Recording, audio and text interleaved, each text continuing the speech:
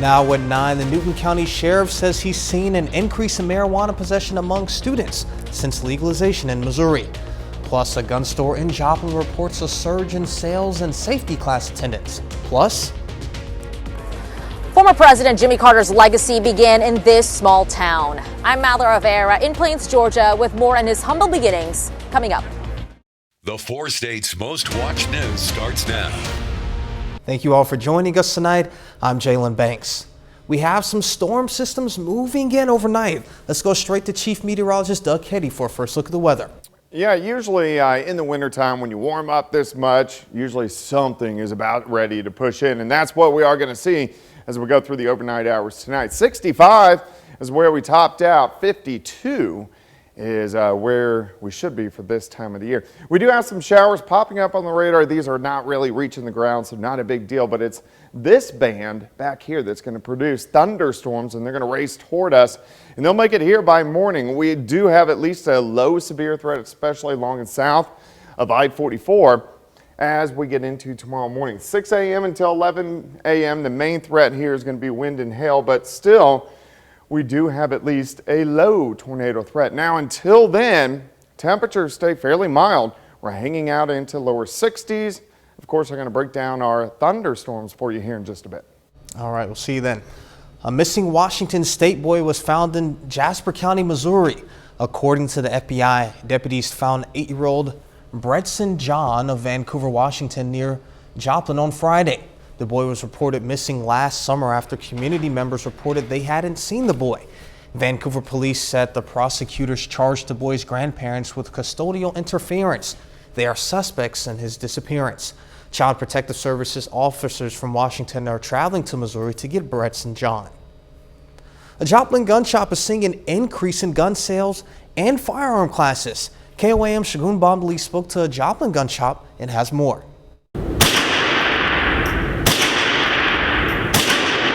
Joplin Center Fire is seeing a surge in the number of people visiting the store, which has resulted in a significant increase in sales.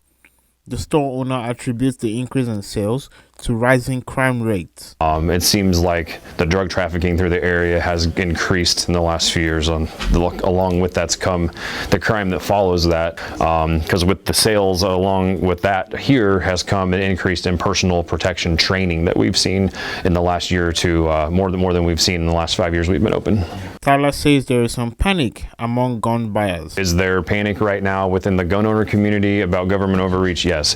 Is there always panic within small communities about violent crime and how to protect yourself? Yes. As of recently, though, the behavior of the consumer wanting to educate themselves how to deal with that, purchase the tool to help themselves deal with that, and educate themselves how to deal with that, I think, yes, there has been an increase in that. A local community member who is a first-time gun owner and also taking firearm classes cites that safety is a top priority for her. And yes, there are people out there I worry about hurting me. So, and then the hardest part is the unknown, the people you don't know. And I've noticed the homeless population's growing, which means there's people that are desperate. And I do move about all by myself. That makes me a target, and I just want to protect myself. I think also people are starting to realize that they're more responsible for their own personal safety. It would be nice if the police were on every block, but they're not. So I think people are taking a little more responsibility on their own to provide for their own safety. Reporting in Joplin, Shagun Bomdali, KOAM News. According to the FBI, in Missouri, background checks skyrocketed from more than 36,000 in 2019 to over 40,000 as of January 2023. A skydiving incident at Adventure Skydiving Center in Sallisaw, Oklahoma, leaves one woman dead. It happened Saturday. Authorities responded to a report of a skydiver who had been injured in a solo skydive. They say 44-year-old Heather Glasgow of Poteau, Oklahoma, struck the ground after an unknown issue during the skydive. Police say witnesses said her parachute fully deployed, but she was in a spin. She was pronounced dead that evening. Federal environmental regulators today took charge of the cleanup from East Palestine, Ohio train derailment and chemical burn. The EPA told Norfolk Southern it will be required to reimburse the federal government for a new program to provide cleaning services for impacted residents and businesses. The EPA warned Norfolk Southern that if it failed to comply with its order, the agency would perform the work itself and seek triple damages for the company. Former President Jimmy Carter's legacy began in the small rural town of Plains, Georgia. People there are now reflecting on what it means to be his hometown. Fox News correspondent Madeline Rivera has more. Throughout his life, former President Jimmy Carter has remained devoted to his hometown of Plains. Now, as he spends the rest of his time with family, the small town is rallying behind him. Everybody knows one another. Everybody helps one another. Former President Jimmy Carter and his wife of 76 years, Rosalind, built their lives in Plains, Georgia. The two went on to have 4 children and later 22 grandchildren and great-grandchildren. The Carter's niece, Leanne Smith, says the couple rarely traveled apart and made themselves a fixture in Plains. You didn't see one without the other. What she believed in and what she promoted as much as he promoted his. When news broke of Carter's decision to no longer seek life-prolonging medical treatment, supporters traveled to the 39th President's Historical Park and Museum to reflect on his legacy. The museum is located at the couple's old high school. We knew there would be a lot of commotion around it, but we still wanted to come and see the site. Plains is in Sumter County, south of Atlanta. The small town's population stands at fewer than 1,000 people.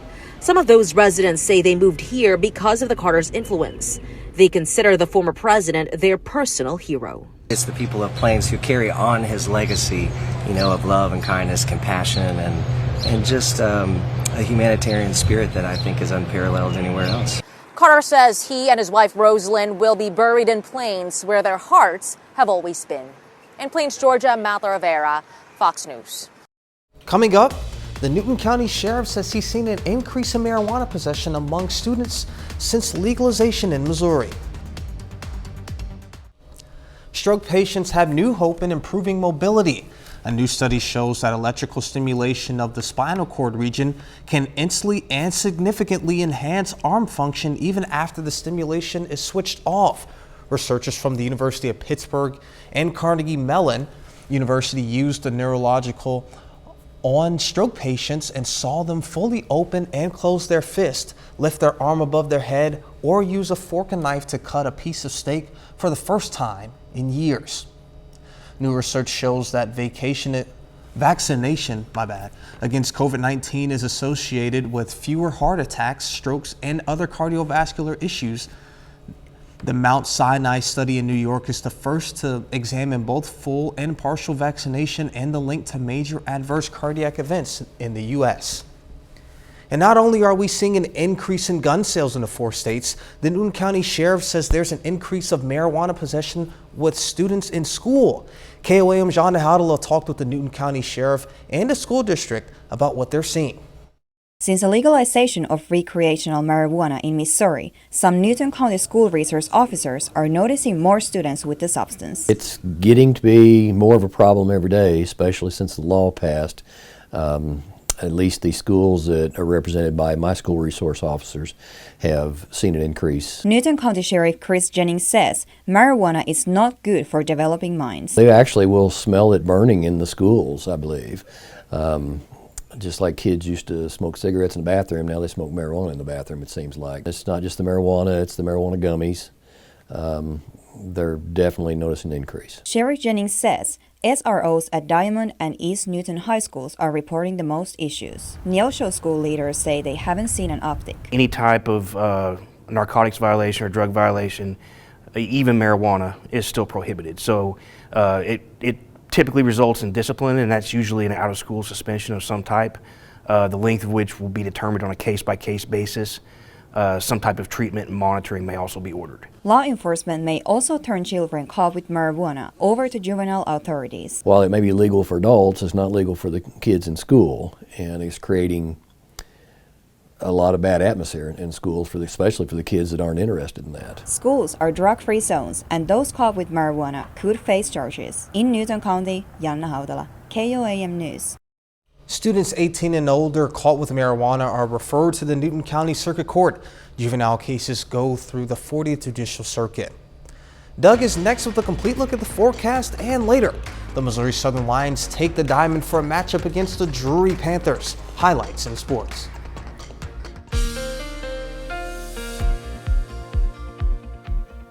Well, it definitely turned out to be another nice one temperature-wise for us today. The winds increased a little bit during the afternoon, but still we went into the mid to upper 60s across the region, which is great.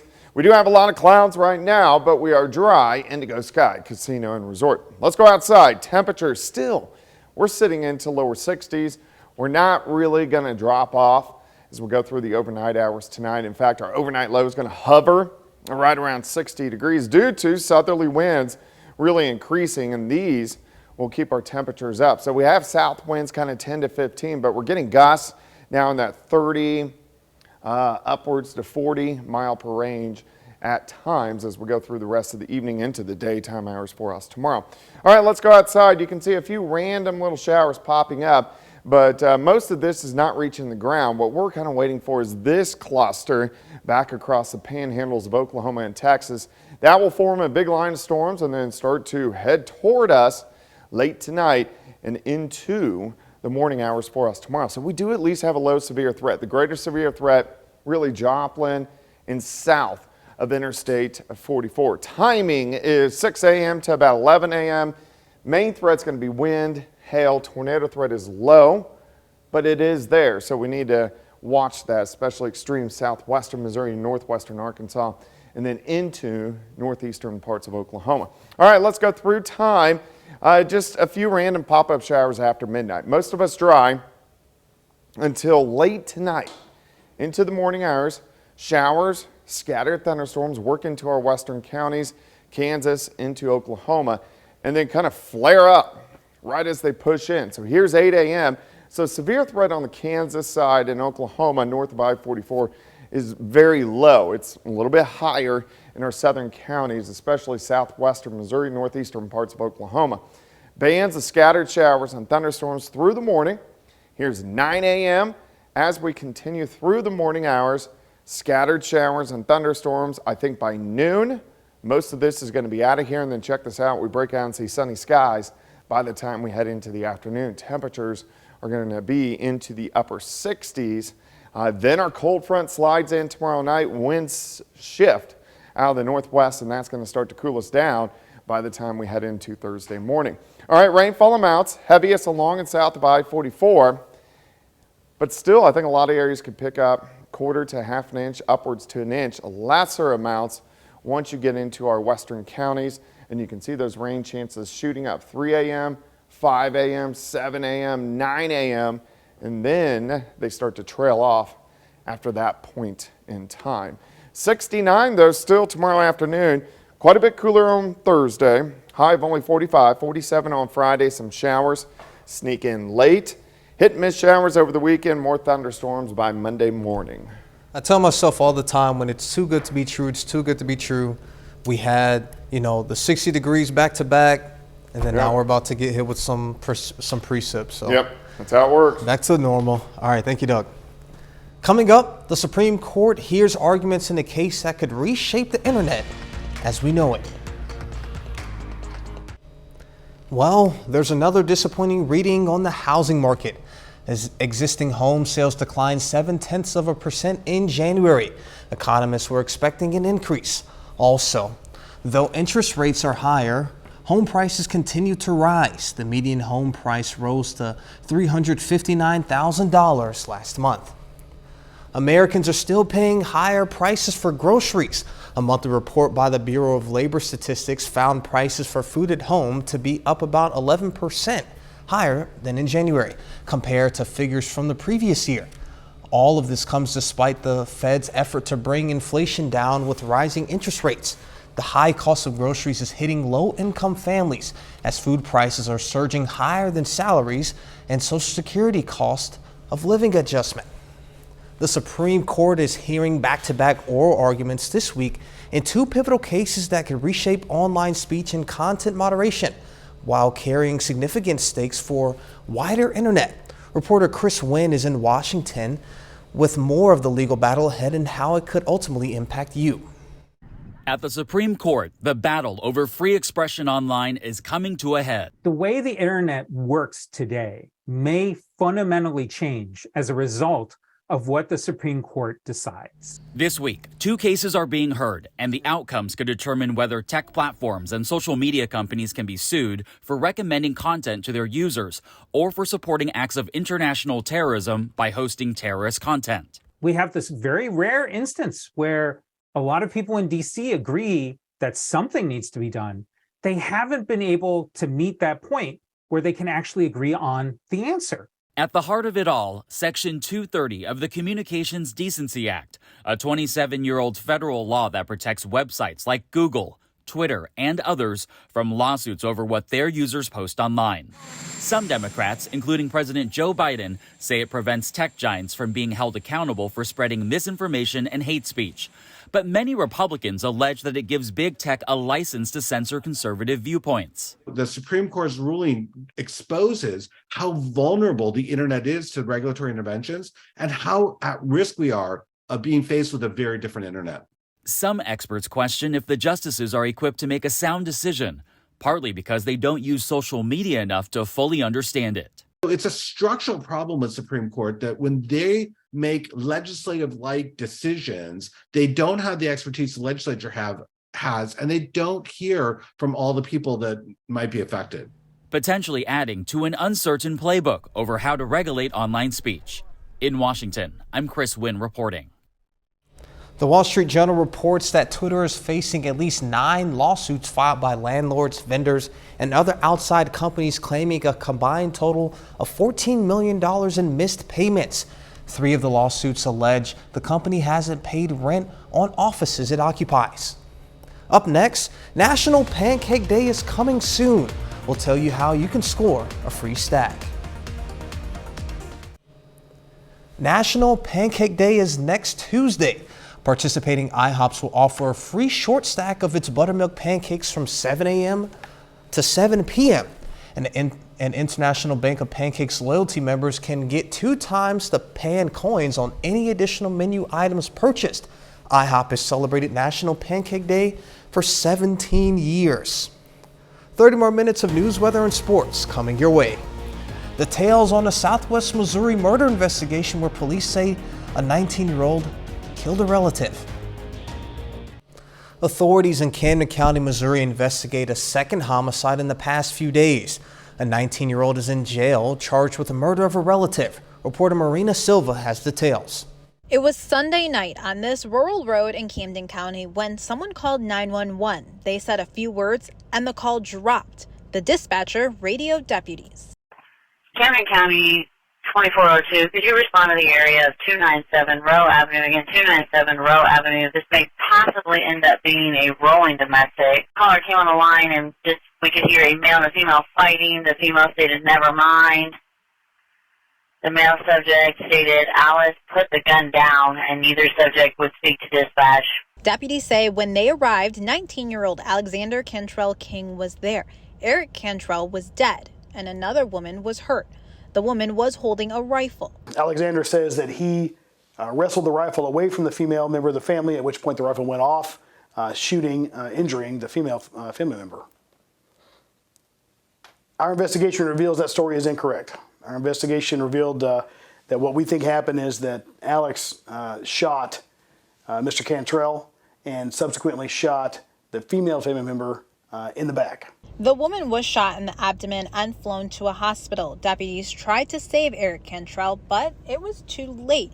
Because of the distance from the sheriff's office, it took deputies more than 30 minutes from the call until they arrived. Our response time out to those areas of the county is often delayed, which is why we have the Community Resource Officer program so that we put people in those areas. Unfortunately, Sunday evening, our Community Resource Officer was not on duty.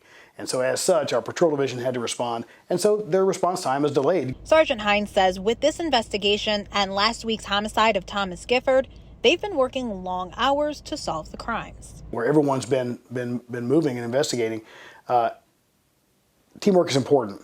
And in any of these cases, they're always complicated. There's a lot of facts. There's a lot of evidence involved. Yesterday was a federal holiday. We were all here working this case because nobody's going to work for the dead except us. They can't work for themselves. So we have to be here. The sheriff isn't releasing the name of the woman who was involved.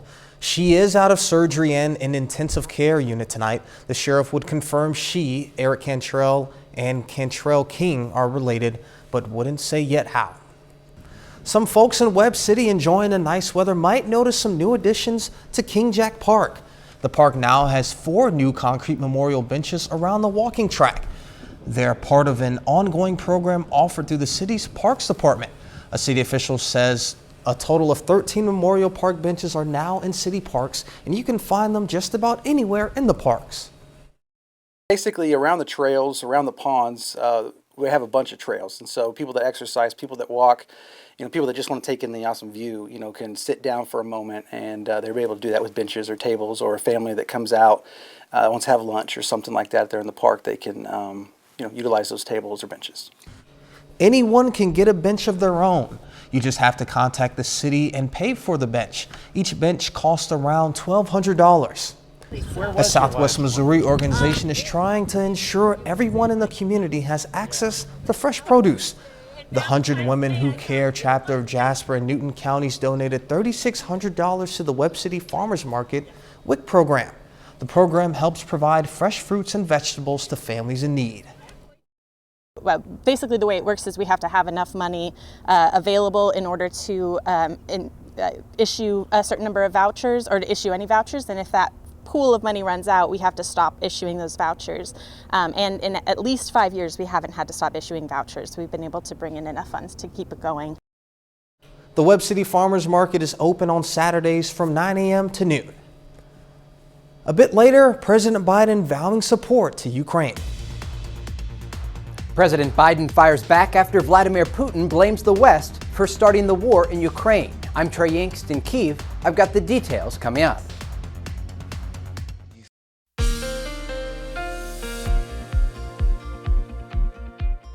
Well, besides having the clouds most of the day, it actually turned out to be a pretty good one. Just a little bit on the windy side, but temperatures were great. In fact, we're still into lower 60s. Most of us topped out 65 to about 68 across the region. So we just haven't dropped off much. We're not really going to as we go through the rest of the overnight hours. Sitting into lower 60s, that's where we're going to bottom out, right around 60 degrees. Now the winds have been picking up. We got these southerly winds across the region at about 10 to 20. And then we've been getting gusts higher than that as we have gone through the past several hours. There have been a few little random showers. Most of these are just kind of light sprinkles. The bigger showers and thunderstorms, they're back here across the panhandles of Oklahoma and Texas. This is going to be the batch that screams toward us late tonight into tomorrow morning. And we do have at least a low severe threat. I don't know if it's going to go this far into Kansas. I really think the bigger severe threat is I-44 and south. Timing 6 a.m. to about 11 a.m. with bands of showers and thunderstorms. Low tornado threat. I think the higher threat is going to be some gusty winds with those showers and thunderstorms. All right, let's go through time. Here's 3 a.m.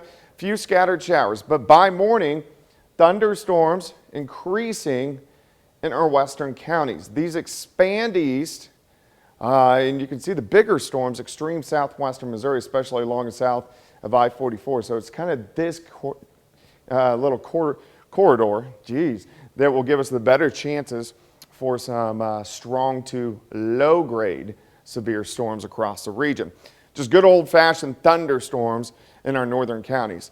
Periods of thunderstorms continue through the middle of the morning. Heaviest is going to be out of here by about 10 or 11, but still some scattered thunderstorms until about the noon hour. And then we break out, we get sunshine. We're into the upper 60s.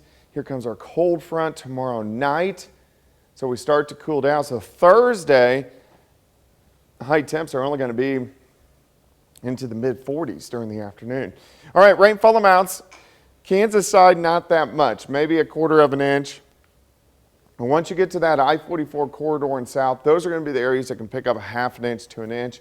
I would say most of us on average are in a quarter to a half an inch of rain. Look at the rain chances really shooting up, 7 a.m., 9 a.m., and then 11 a.m., then they taper off and then they're gone. But the winds are going to be strong. Look at our southerly winds through tomorrow morning. We're going to have winds gusting 40 to about 45. That's going to last through the day. Once our cold front drops in, the winds die down, but then still breezy out of the northwest by the time we head into Thursday. So morning thunderstorms, afternoon sunshine, temperatures still into the upper 60s, but an alert day just due to the thunderstorm threat in the morning hours. 45 Thursday, down to 24 Thursday night. Hit and miss showers late Friday into Saturday, and then thunderstorms again late Sunday into Monday. Another big system late next week. So kind of active all over the place. Yeah, typical 4 states. Yeah, definitely. A lot of stuff going on. There is. All right, thank you, Doug. For the second time in 2 years, Antarctic sea ice has reached record low levels, and that has scientists sounding the alarm. According to the National Snow and Ice Data Center, the sea ice that fringes Antarctica dropped just 737,000 square miles on February 14th. That's below the previous record of 741,000 square miles set around the same time last year. And scientists say the sea ice could still shrink further. One man in Independence, Kansas was told he may never walk again after battling an autoimmune disorder. KOAM's Amber Jenkins spoke to him about how he beat the odds. Brian Abbey woke up one morning feeling a little off. By the next day, he was unable to move. Pain, like the numbness, and then it'd be tingling and muscle spasms. Like my feet would just, they still do, like at night when I lay down and just kick. Brian was diagnosed with an autoimmune disorder that took his ability to use his legs. This came out the blue to not only Brian, but also his family. The first month or so of his sickness, it was pretty hard mentally and emotionally. Due to this, Brian had to stop enjoying his passion for cornhole. And his kids noticed. He used to play cornhole all the time, but whenever he was in the hospital, he couldn't, and he really loves to play it. After being treated at Madonna Rehabilitation Hospital, Brian was back on his feet after 3 months.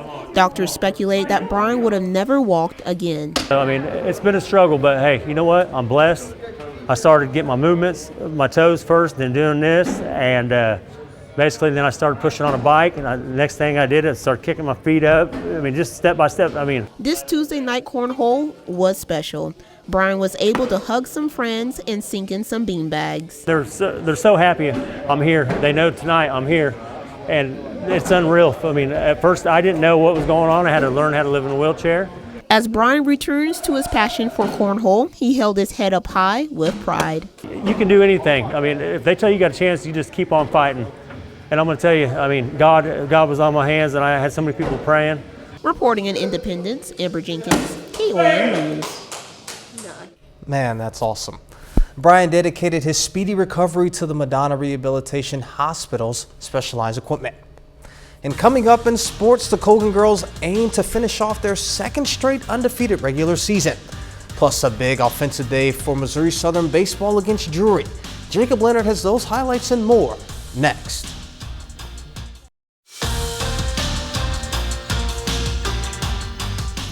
This week is the final week of the regular season for the Neosho High School boys basketball team. The Wildcats play 2 games this week, beginning tonight with their final home game against COC rival Carthage. The Neosho coming off a loss to Republic, but they've won 11 of their last 13 games. Carthage is 14-10 coming into this one.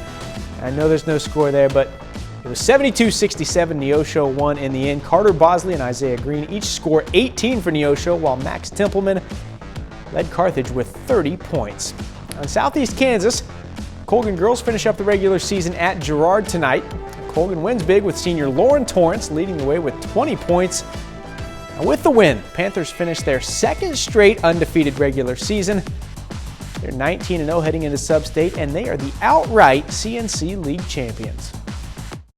I think it's really awesome. It's not something you really think about in the beginning. You just take it game by game, but as it gets a little bit closer, you want to finish the business, and that's what I told them tonight, that there's no reason not to. And I think the kids were really excited, for the opportunity. But one thing this year we really focused on is game by game, and at the end we're here, but it's really exciting. I just think the kids, they have fun, they enjoy each other, and they bring it for each other every night. The Missouri Southern Lions play their MIAA opener on Friday against conference rival Pittsburgh State. First, though, they have one more non-conference game at home this afternoon against Drury. And the Lions 8-4 coming into the day, ranked number 21 in the nation. Now, Drury gets one in the top of the first. Still got bases loaded, but the Webb City kid, Cole Gaiman, big strikeout to get out of the jam. He strikes out 5 today. The Lions down 2-0 in the second. Garrett Rice hits a laser to center field. Goes right off the fence out there. Henry Kuziak comes in to score. Rice in there for the double. He drives in 4 today. The next batter, another Webb City kid. It's Tragan Parker. Big swing to right center. Gotta hit it out, but it's also off the wall. Rice scores. Triple for Parker. He goes 3 for 5 with 3 RBIs. The Lions go up 3-2 after 2. In the fourth, Ryan Doran, he also had a big day, drills this one to right. Eventually it hops over the fence for the ground rule double. Doran also homered later in the game. He goes 2 for 3. We're back to the top of the order now. Nate Miskowski drops it into right. Doran comes home. Missouri Southern finishes this one off. Lions beat Drury 13-5. The Pittsburgh State Gorillas also in action today. They're on the road for a non-conference game against Oklahoma Baptist. The Gorillas not able to stay in if they fall in this one 9-1. Trey McClellan gets the lone RBI of the day with a solo home run in the 8th. Well, this week is state championship week for high school wrestling in Kansas. The first round of the girls' state tournament begins tomorrow. The Columbus girls hit the road to Salina earlier today for the state championships. They got high expectations this week. Titans have 7 wrestlers qualified for state. 5 of those are ranked individually in their respective weight classes, and as a team, they head into championship weekend ranked 3rd in the state. Coach Bowman mentioned to us, just everyone placing, everyone winning their first 2 matches, and we automatically place if we win our first 2. So everyone's goal is to place this year, and we'll see a lot of success as a team if we do that. It's such an amazing experience I get to have with my girls, and we're just going to go all out there and show the state what we got. State is a big thing, but just focusing on it's just another tournament, but just give it your all and just leave nothing out there. Us and the staffs being in our senior year, just leave it all out there and never quit, and it'll be worth it in the end. It's a really special group to have in Columbus, not just in wrestling, but most of that group very good at softball too, so they're going to be doing a lot of cool things over the next few months. Yeah, for sure. And then you talked about their high expectations. I'm sure it doesn't hurt when you've got somebody on your squad that has 100 match wins already. Yeah, they definitely have a leader, but add a bunch of girls from top to bottom who are going to go compete, and hopefully we'll be talking about them for late in the week. For sure. Good luck, ladies. We're back with more news after this. The war in Ukraine is reaching the 1-year mark, and with no end in sight. President Biden defending the U.S.'s support for the country as Russian President Vladimir Putin blames the West for the war. Fox News correspondent Trey Yingst has more from Kyiv. Ukraine will never be a victory for Russia. Never. The eyes of the world on Warsaw and President Biden as he delivers remarks to a massive crowd, waving Polish, Ukrainian, and American flags. The speech coming hours after Russian President Vladimir Putin blamed the West for the year-long war in Ukraine. We are not fighting the Ukrainian people. The people of Ukraine became a hostage of the Kyiv regime and its Western masters. Biden calling on the autocrat to put a stop to the fighting. This war is never a necessity. It's a tragedy. President Putin chose this war. Every day the war continues is his choice. He could end the war with a word. The rebuttal, a rallying cry to NATO allies as he declares unwavering support for Ukraine, with no end to the war in sight. He thought NATO would fracture and divide. Instead, NATO is more united and more unified than ever. Ahead of the speech, Biden met with NATO ally Polish President Andrzej Duda, in which he reaffirmed America's commitment to European security and stability. We have to have a security in Europe. It's that basic, that simple, that consequential. In his State of the Nation address, Putin denied any wrongdoing for the invasion. He also announced Russia would be suspending the New START Treaty, the only remaining nuclear arms agreement with the U.S. NATO officials asking Russia to reconsider. More nuclear weapons and less arms control makes the world more dangerous. President Biden is expected to announce more sanctions against Russia later this week. In Kyiv, Trey Yingst, Fox News. Coming up, we'll check out the latest movie and music releases out this week. Digital, DVD, and music releases to add to your home library include a romantic drama, a horror thriller, a Grammy-nominated singer, and more. Here's Fox's Ashley Dvorkin with the list of new releases. Happy New Year! Topping this week's list of what's new in home entertainment, the Sam Mendes-directed film Empire of Light, starring Olivia Colman, Michael Ward, and Colin Firth. The drama is set in an English coastal town in the early 1980s and centers on the unlikely friendship between two cinema employees. Tell me the names of the men who did this. Nicolas Cage stars in the Western drama The Old Way. He plays a retired gunslinger who takes up arms with his 12-year-old daughter to seek revenge on a gang of outlaws that killed his wife. I need you to help me. I'm gonna be a Marine. Jeremy Pope, Gabrielle Union, and Bokeem Woodbine star in The Inspection. The drama follows the journey of a gay black man rejected by his mother, who joins the Marines in hopes of winning her love back. You don't even know what you're dealing with. I'm gonna find out. In the horror thriller The Price We Pay, two criminals involved in a robbery gone wrong face something more menacing in the remote farmhouse they take refuge in. A fashion designer with a mysterious illness receives treatment from a traditional healer that reveals a horrifying truth in the psychological horror thriller Nocebo. I understand fully. The 1993 classic The Remains of the Day, starring Oscar winners Anthony Hopkins and Emma Thompson, celebrates its 30th anniversary with a 4K Ultra HD Blu-ray release. We are safe. Small screen favorites to own, HBO Max's limited series Station 11 about the survivors of a global pandemic. For music fans, Grammy-nominated singer Adam Lambert drops his new album High Drama. And Cracker Island is the 8th album from British virtual band Gorillaz. In Hollywood, Ashley Dvorkin, Fox News. That's our time for tonight, and thank you all so much for joining us. But before you go, we'll leave you with a video of baby elephants messing around in a bubble bath at a zoo in New York. Be safe, and we'll do this all again tomorrow. See you then.